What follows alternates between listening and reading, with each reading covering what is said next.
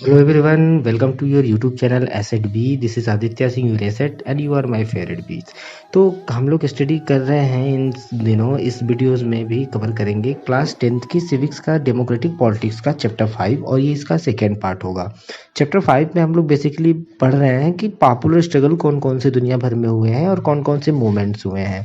तो हम लोगों ने इस पे के पहले वाले पार्ट की वीडियोज़ में देखा कि अलग अलग बहुत से ग्रुप होते हैं जो अलग अलग प्रकार से लोगों को रिप्रेजेंट करते हैं और उनके हित के लिए बात करते हैं। हम लोगों ने नेपाल बोलिविया के केस को स्टडी किया। उसी तरीके से इस सेक्शन में हम लोग देखेंगे कि सेक्शनल जो इंटरेस्ट ग्रुप्स है लोगों का और जो पब्लिक इंटरेस्ट ग्रुप्स है बने हैं लोगों का, वो किस तरह से और कैसे होते हैं। तो देखिए, sectional interest groups and public interest group यानी वर्ग विशेष के हित समूह कौन से हैं और जो जन सामान्य के लिए जो हित समूह है वो कौन से हैं। यूजली इंटरेस्ट ग्रुप जो होते हैं seek to the promote the interest of a particular section और group of society, trade unions, business associations and professional as जैसे lawyers, doctor, teacher ETC. Bodies are some example of this type यानी कि जो हित समूह होते हैं ना वो समाज के किसी खास हिस्से का जो है या समूह के जो हित हैं उनको बढ़ावा देना चाहते हैं। बात करें आपके जो मजदूर संगठन है या व्यवसायिक संगठन है या पेशेवर जो लोग हैं, वकीलों का संगठन हो, डॉक्टरों का संगठन हो, शिक्षक का संगठन हो, इस तरह के जो ग्रुप्स हैं ना ये तरह तरह के दबाव समूह के एग्जाम्पल हैं। ये जो दबाव समूह है ना ये किसी वर्ग विशेष के होते हैं। जैसे डॉक्टर के हैं तो ये डॉक्टर के लिए जो जब कभी भी चीज़ें खराब होती हैं देश में तो डॉक्टर लोग अपना हड़ताल देने लगते हैं। वकील के लिए होता है तो वकील के ग्रुप्स के लोग मिलकर टीचर्स के लिए होता है तो टीचर्स की कैटेगरी में ग्रुप्स में जो लोग होते हैं वो सब जो है उसमें अपना आंदोलन वगैरह करने लगते हैं। तो मतलब ये किसी एक खास समाज के लिए होता है। इनका कभी भी इस तरह से आप आंदोलन नहीं देखेंगे कि टीचर लोग मिलकर किसी और प्रकार के लिए पूरी दुनिया में कर रहे हैं। टीचर का जब आप देखेंगे आंदोलन मूवमेंट देखेंगे तो आप केवल उसमें टीचर से की जो प्रॉब्लम होगी उसको वो लोग रिप्रेजेंट करते हैं। तो ये समाज जो है जो ये ग्रुप है ये किसी खास मसलन बात करें मजदूर, कर्मचारी, व्यवसायी, उद्योगपति हों या फिर धर्म जाति के अनुयायी हों या किसी खास जाति का प्रतिनिधित्व करते हैं। ऐसे में दबाव समूह जो है ना यानी मुख्य सरोकार पूरे समाज का ये लोग नहीं लेते बल्कि अपने सदस्य जो इनमें जुड़े हैं और जिस सेक्शन से ये जुड़े हैं उसका कल्याण करना और उसका बेहतर ग्रोथ करने के लिए होता है। कुछ संगठन समाज के किसी एक इलाके से ही जो हितों का प्रतिनिधित्व तो नहीं करते हैं। ये संगठन ऐसे होते हैं जो सर्वसामान्य हितों की नुमाइंदगी भी करते हैं जिनकी रक्षा जरूरी होती है। असंभव है कि ऐसे संगठन जो है जिस उद्देश्य को पाना चाहते हो उस सदस्यों को कोई लाभ ना हो। मतलब कि कुछ संगठन तो ये हो गए जो अपना पर्सनल, जैसे टीचर हो गए इन लोग का और जो बिजनेसमैन हो गए इन लोग का, लेकिन इनके अलावा भी कुछ संगठन ऐसे हैं ना जिन्हें पब्लिक इंटरेस्ट ग्रुप कहते हैं, यानी जिसमें बहुत से लोगों का कल्याण छिपा होता है। ऐसे लोगों का पूरे समाज का जो कल्याण के लिए, भलाई के लिए, जो मूवमेंट वगैरह बनाने के लिए जो ग्रुपिंग होती है लोगों की, वो आते हैं आपके पब्लिक इंटरेस्ट ग्रुप में। ऐसा संगठन होता है, ठीक है। जैसे बोलिविया में कौन सा संगठन देखने को मिला इस तरह का पब्लिक इंटरेस्ट वाला, फेडरल कोर, इसके नाम का संगठन एक एग्जाम्पल है। नेपाल के मामले में हमने देखा कि वहाँ मानवाधिकार के जो संगठन ने था वो भी भागीदारी थी उसकी भी। हमने ऐसे संगठनों के बारे में क्लास 9 में बहुत ज़्यादा बुक में पढ़ रखा है। तो इन दूसरे टाइप के जो संगठन है ये जन सामान्य के लिए जो हित समूह या फिर लोक कल्याण के समूह के रूप में भी देखे जाते हैं। ऐसे संगठन जो होते हैं वो किसी हित के बजाय जो है किसी सामूहिक हित का प्रतिनिधित्व करते हैं, बहुत से लोगों का प्रतिनिधित्व करते हैं। इनका जो लक्ष्य होता है वो अपने सदस्यों का नहीं होता बल्कि किन्हीं और का मदद करना होता है। ये इसके लिए हम जो है बधुआ मजदूरी के खिलाफ लड़ने वाले समूहों का नाम ले सकते हैं। ऐसे समूह अपनी भलाई के लिए काम नहीं करते बल्कि बधुआ मजदूरी के बोझ के तले जो पिस रहे लोग हैं उनके लिए लड़ते हैं। कुछ मैटर में सम पॉसिबल है कि भाई जन सामान्य के हितों का प्रतिनिधित्व करने वाले समूह ऐसे उद्देश्यों के साधनों के लिए आगे आए जिसमें जो है बाकियों के साथ उन्हें भी फायदा न होता हो। ठीक है, कभी कभी हो जाता है कि फायदा उनको भी हो रहा होता है लेकिन उनका उद्देश्य होता है अधिक से अधिक लोगों के लिए, पूरे लोगों के लिए, सोसाइटी के सभी लोगों के लिए। उसमें टीचर्स वे सब आ जाते हैं। तो एग्जाम्पल के लिए बाम सेफ यानी कि backward and minority communities employees federation, B BAMCEF बोल सकते हैं इसको, का नाम लिया जा सकता है। यह मुख्यतः जो है सरकारी कर्मचारियों का संगठन है जो जातिगत भेदभाव के खिलाफ अभियान चलाता है। यह जो संगठन है यह जातिगत भेदभाव के शिकार जो है वो अपने सदस्यों की समस्याओं को देखता है, लेकिन इसका मुख्य जो काम है वो सामाजिक न्याय और पूरे समाज के लिए सामाजिकता को समानता के रूप में हासिल करना होता है। अब देखेंगे हम लोग कि मोमेंट ग्रुप कौन कौन से होते हैं यानी आंदोलन वाले। तो देखिए, as in the case of interest group as groups involved with movements also include a very wide variety। यानी दबाव समूह के समान किसी आंदोलन में कई तरह के समूह शामिल होते हैं, जैसे कि ऊपर के कुछ एग्जाम्पल हम लोगों ने देखा। इससे इनकी जो है एक साधारण जो विशेषता है उसका संकेत मिलता है कि भाई अधिकतर आंदोलन किसी खास मुद्दे पर सेंट्रलाइज होते हैं। ऐसे आंदोलन एक सीमित समय सीमा के भीतर किसी एक लक्ष्य को पाना चाहते हैं। कुछ आंदोलन जो है सार्वभौम यूनिवर्सल रूप से नेचुरल होते हैं और एक व्यापक लक्ष्य को बड़ी समयावधि में हासिल करना चाहते हैं। नेपाल में जो लोकतंत्र का आंदोलन था उसका विशिष्ट उद्देश्य क्या था, जो लंबे समय तक चलने वाला मूवमेंट था, तो उसका जो उद्देश्य क्या था, उसका उद्देश्य था कि राजा को अपने आदेशों को वापस लेने के लिए बाध्य करना। इन आदेशों के द्वारा जो है राजा ने लोकतंत्र को समाप्त कर दिया था। भारत में उसी तरह नर्मदा बचाओ आंदोलन क्या है, ये एक दिन का आंदोलन नहीं है कि आप एक हफ्ते 2 हफ्ते तक आंदोलन करोगे, सब लंबा चलने वाले हैं। ठीक है, तो ये ऐसे ही आंदोलन का एग्जाम्पल है। नर्मदा नदी पे जो बनाए जा रहे थे, जहाँ जो है सरदार सरोवर बांध के कारण लोग बहुत ज़्यादा विस्थापित हो गए थे, तो यह आंदोलन इसी खास मुद्दे को लेकर शुरू हुआ था। इसका उद्देश्य क्या था, बांध को बनने से रोकना। धीरे धीरे इस आंदोलन ने व्यापक रूप धारण किया और इसने सभी बड़े बांधों और विकास के उस मॉडल पर भी सवाल उठाए जिसमें बड़े बांधों को अनिवार्य रूप से साबित किया जाता है।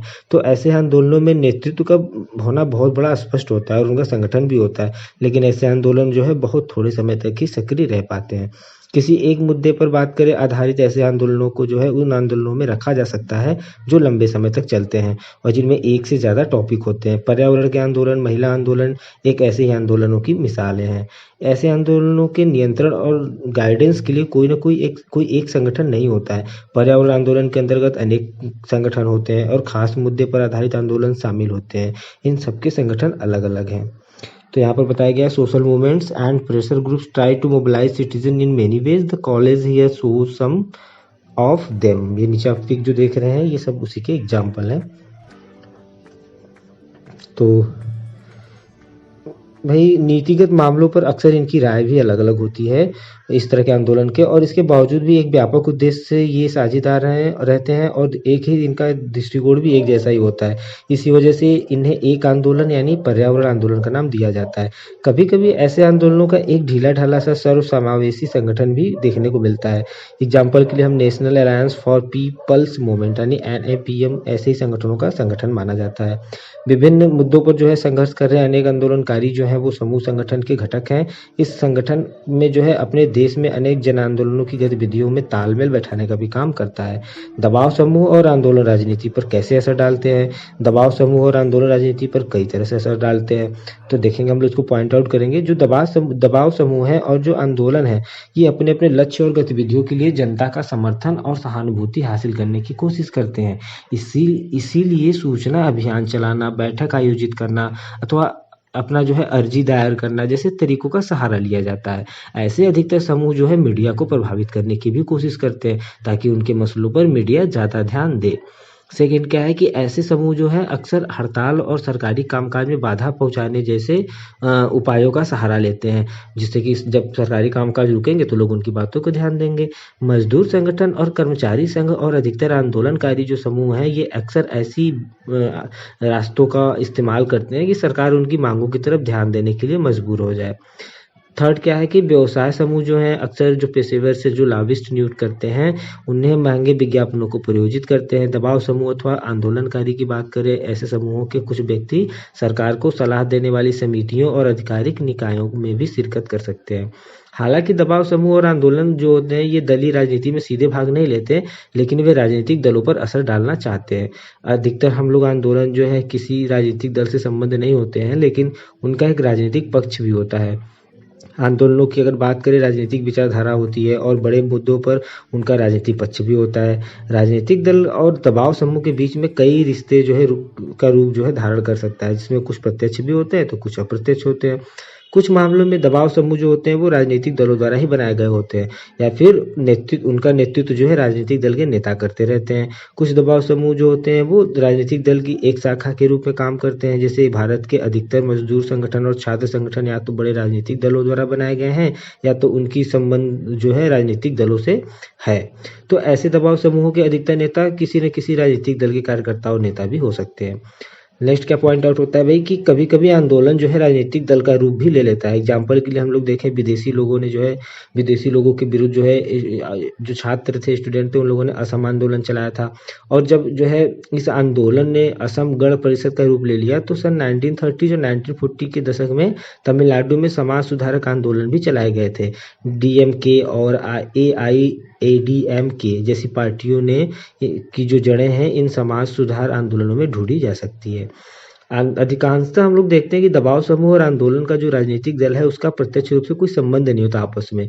दोनों परस्पर विरोधी पक्ष होते हैं, फिर भी इनके बीच में संवाद कायम रहता है और सुलह की बातचीत चलती रहती है। आंदोलनकारी समूहों ने नए नए मुद्दे उठाए हैं और राजनीतिक दलों ने इन मुद्दों को आगे बढ़ाया है। राजनीतिक दलों के अधिकतर जो नए नेता हैं वो दबाव समूह और आंदोलनकारी के समूह से ही तो आते हैं। तो क्या भाई हम लोग ये सोच सकते हैं कि क्या दबाव समूह और आंदोलन के प्रभाव पॉजिटिव होते हैं, क्या सकारात्मक होते हैं? Is their influence healthy? तो हम लोग मान सकते हैं कि शुरुआती तौर पे लग सकता है कि किसी एक ही तबके के हितों की जो बात करने वाले दबाव समूह लोग हैं लोकतंत्र के लिए हितकर नहीं है, लेकिन लोकतंत्र में किसी एक तबके के लिए जो है नहीं बल्कि सबके हितों की रक्षा होनी चाहिए। यह भी लग सकता है हमें कि ऐसे समूह सत्ता का इस्तेमाल तो करना चाहते हैं लेकिन जिम्मेदारी से बचना चाहते हैं। तो राजनीतिक दलों को चुनाव के समय जनता का सामना करना ही पड़ता है, लेकिन ये समूह जनता के प्रति जवाबदेह नहीं होते हैं। संभव है कि दबाव समूह और आंदोलन को जनता से समर्थन अथवा धन न मिले, लेकिन कभी कभी ऐसा भी हो सकता है कि दबाव समूहों को बहुत कम लोगों का समर्थन प्राप्त हो लेकिन उनके पास धन ज़्यादा हो और इसी के बूते वो अपने एजेंडे पर सार्वजनिक रूप से बहस का रुख मोड़ने में सफल भी हो जा सकते हैं।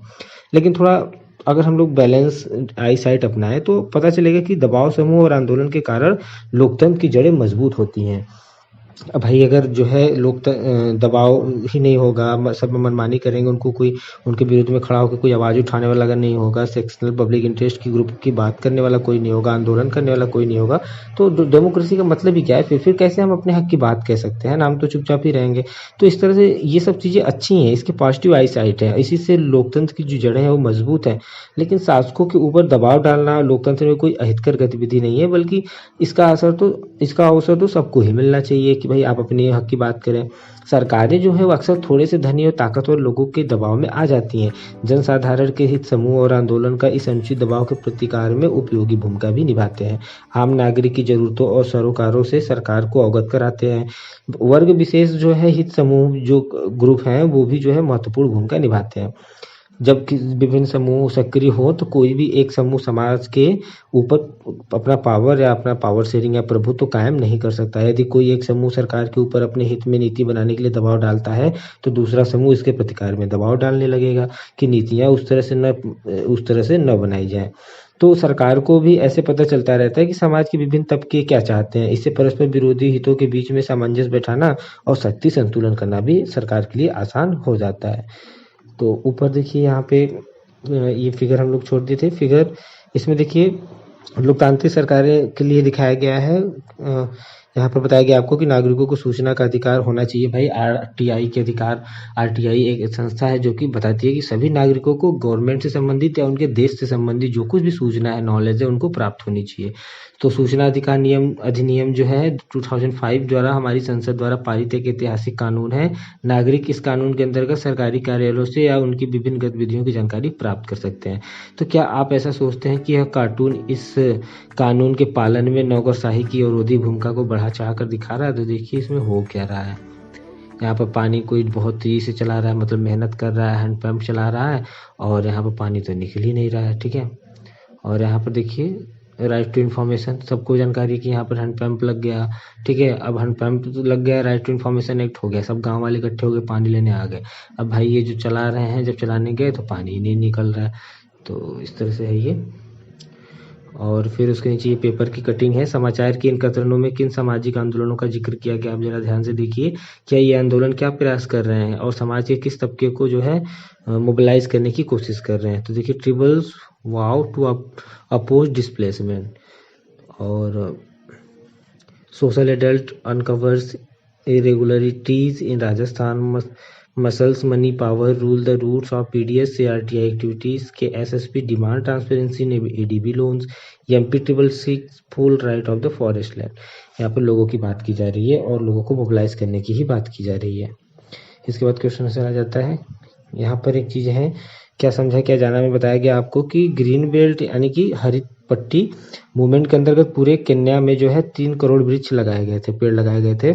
इस आंदोलन के नेता जो वांगरी मथाई सरकारी अधिकारियों और राजनेताओं के रुख से बड़े ही नाखुश थे। उनका कहना है कि 1970s और 1980s के दशक में जब मैं किसानों को वृक्षारोपण के लिए उत्साहित कर रही थी, तो मुझे पता चला कि सरकार के भ्रष्ट कर्मचारी ही वनों के अधिकांश विनाश के लिए जिम्मेदार है। इन लोगों ने अपने चहेते डेवलपर्स को जमीन और वृक्ष अवैध रूप से बेच रखे थे। 1990s के दशक के राष्ट्रपति डेनियल अरेप मोई की सरकार के कुछ तत्वों ने जाति समुदाय को जमीन के सवाल पर आपस में ही लड़वा दिया। इससे रिफ्ट वैली के अनेक केन्यावासियों की आजीविका और अधिकार चले गए। कुछ को अपनी जान भी गंवानी पड़ी। शासक दल के जो समर्थक थे उनको जो जमीन मिली, और लोकतंत्र समर्थक जो थे वो आंदोलन पक्ष में बोलने वाले, उनको दूर भागना पड़ा, यानी उनको विस्थापित होना पड़ा। यह सरकार की एक चाल थी जिसका उद्देश्य समुदायों को जमीन के सवाल पर आपस में ही लड़ाकर सत्ता पर कब्जा बनाए रखना था। अगर वे एक दूसरे से भिड़ते रहेंगे तो लोकतंत्र की मांग करने के लिए उनके पास कम मौके होंगे। तो इस तरह से हम लोग इस ऊपर के जो आर्टिकल्स है उसमें लोकतंत्र और सामाजिक आंदोलन के में क्या संबंध नजर आ रहा है, इस आंदोलन को सरकार के प्रति रवैया क्या अपनाना चाहिए। भाई जब सरकार ही इसमें गुनहगार लग रही है तो ये तो गलत है, और मान लीजिए वो गुनहगार नहीं है तो ऐसा मैटर होने पर सरकार को क्या करना चाहिए, इसकी जांच करनी चाहिए, और जो भी दोषी पाए जाए उनके लिए कड़ी सजा निर्धारित करनी चाहिए। दूरदर्शन देवदर्शन, इसमें बताया जा रहा है कि किसी समाचार चैनल को आप हफ्ते भर लगातार देखिए कि उसमें किस तबके किस क्षेत्र का प्रतिनिधित्व करते हैं हुए लोग, आंदोलन और दबाव समूह की लोगों को आप देखते हैं, और उनसे जुड़ी हुई खबरों का आप एक लिस्ट तैयार करिए। किसान, व्यापार, मजदूर, उद्योग, पर्यावरण, महिला, इनमें से किसका जिक्र टेलीविजन के समाचारों में सबसे ज़्यादा हुआ है। किस इलाके का या ग्रुप जो सेक्शनल ग्रुप है उनका किसका मतलब सबसे ज़्यादा समाचारों में जिक्र हुआ है और सबसे कम हुआ है। टेलीविजन की जगह आप न्यूज़पेपर का भी यूज़ कर सकते हैं। ओके, तो ठीक है, मिलते हैं नेक्स्ट वीडियो में। आप लोग कवर करते रहिए, बहुत ज़्यादा समय नहीं रह गया यहाँ से, बहुत ही कम समय बचा आपके बोर्ड एग्जाम के लिए, 6 मंथ बचे हैं। तो ठीक है, थैंक यू।